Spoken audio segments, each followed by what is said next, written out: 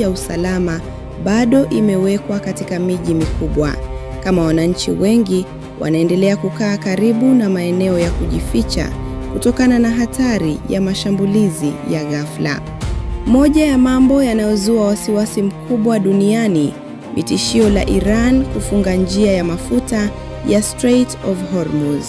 Njia hii ni muhimu sana kwa biashara ya mafuta duniani na karibu theluthi moja ya mafuta ya dunia hupita katika eneo hilo. Ikiwa njia hiyo itafungwa, wataalamu wanasema bei ya mafuta inaweza kupanda kwa kasi sana, jambo ambalo linaweza kuathiri uchumi wa dunia.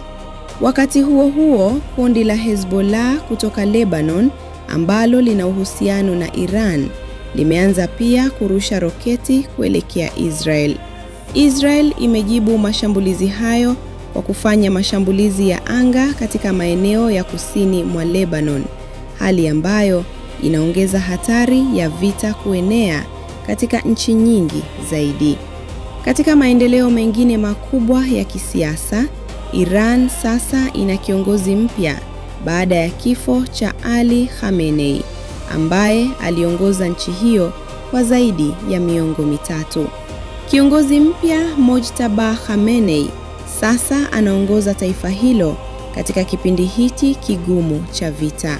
Hatua hii imeleta mjadala mkubwa katika siasa za kimataifa kuhusu mustakabali wa Iran na mgogoro huu. Viongozi wa dunia na mashirika ya kimataifa wanaendelea kutoa wito wa kupunguza mvutano na kutafuta suluhisho la kidiplomasia. Lakini hadi sasa, pande zote zinaonekana kuendelea na maandalizi ya kijeshi. Hali hii inaifanya dunia kuendelea kuangalia kwa karibu sana maendeleo ya vita hii, ambayo inaweza kubadilisha usalama wa dunia na siasa. Zaidi hizi ni taarifa za hivi karibuni kutoka Akejo Media.